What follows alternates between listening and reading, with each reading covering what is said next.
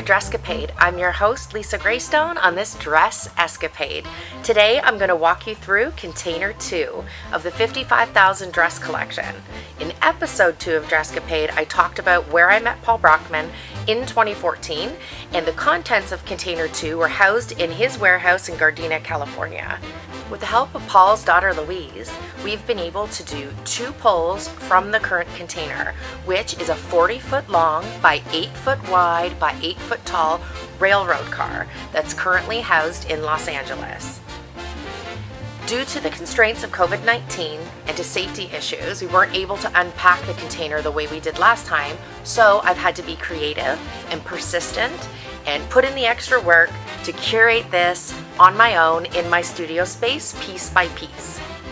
I am going to show you the first pull from the container and the beautiful pieces that are available right now on our website at evolutionvintage.com for sale.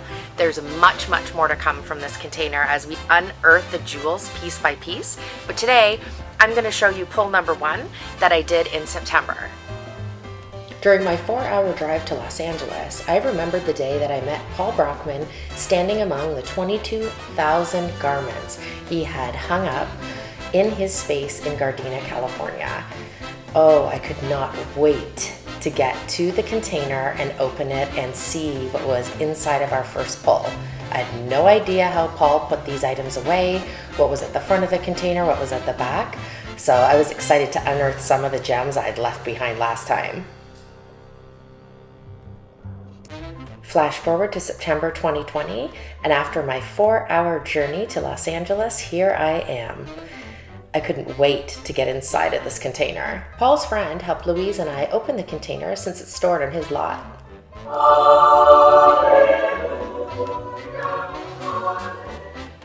What I found was several black garbage bags full of fabrics and findings and belts and hats, and dresses 10 to a bag on wire hangers.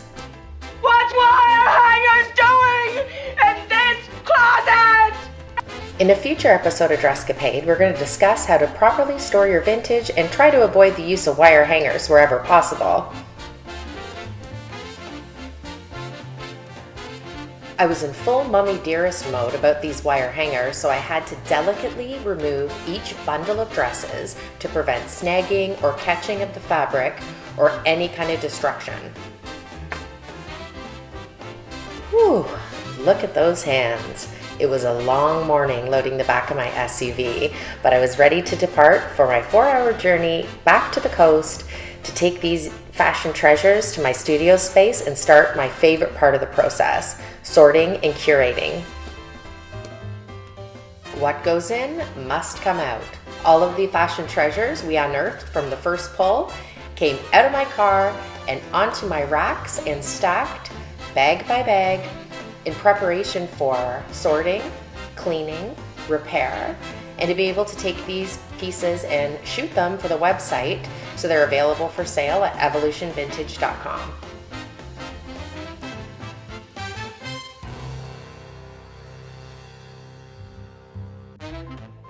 My favorite part of this process is the details, is looking at every single garment up on a dress form under the proper lighting, like this gorgeous rainbow pleated piece from the designer Victor Costa from the 1980s with a beautiful pussy bow tie. I love it. And this 1950s soutache detail dress was absolutely gorgeous. And this 1950s little black dress with its original crystal brooch is timeless perfection. And there are some wounded birds among these beautiful treasures. It's perfect for those of you who sew and are into vintage restoration. This pull contained its fair share of pretty pastels and gorgeous neutrals. I also found some amazing multifunctional pieces too, like this overskirt that can be worn with pants or over a dress or over another skirt. Paul loves dancing with his wife, so there's no surprise, there's legit dance pieces in here, like this gorgeous 100% silk full circle dance skirt.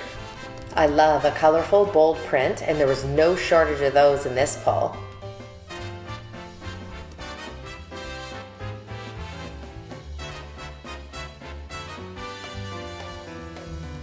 1980s cotton florals in different shapes, sizes, and silhouettes are a constant among Paul's collection. It's not too often I find pieces from the 1930s in the collection, but this gorgeous floral dressing gown was a great surprise for me. Paul clearly also shares my affinity for everything plaid. I found plaid skirts and plaid dresses in all variations and sizes. Gunny, gunny, gunny, honey.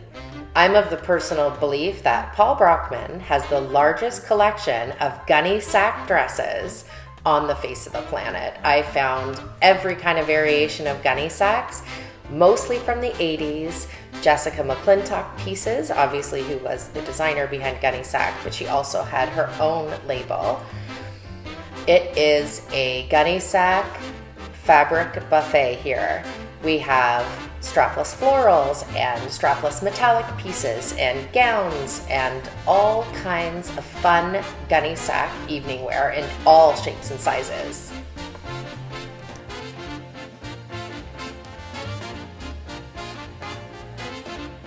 I even struck a little gunny gold with this metallic strapless gown.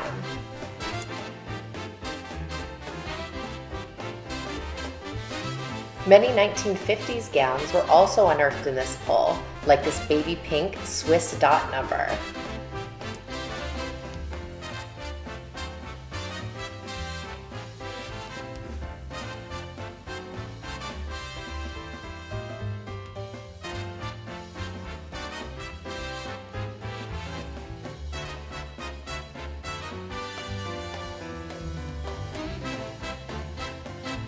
I live for references, and I have a photographic memory for clothes. As soon as I saw this blue dress, I knew it was serving me some Nurse Ratched realness. This pull had a few bridal garments in it, and this 1950s piece was by far my favorite. With the right styling though, I think you could wear it as an evening or day dress, and not down the aisle. The collection isn't all dresses. There are some really nice separates, like this 1980s metallic skirt. In another episode of DRESScapade, I talked about twins.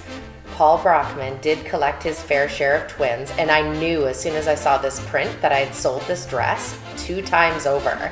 This was the 3rd version of this dress that I found. It doesn't have a label, but I have a feeling it's an A.J. Bari piece from the 1980s, just based on what I know about that designer. I didn't have room for too much more in my car, but this baby was coming home with me. It's available for purchase currently at evolutionvintage.com.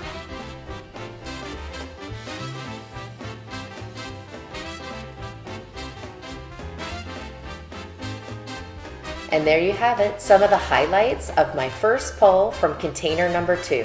Stay tuned to future episodes where we feature pieces that are available for sale on our website. Thank you for watching this episode of DRESScapade, and remember, fashion's past is always present.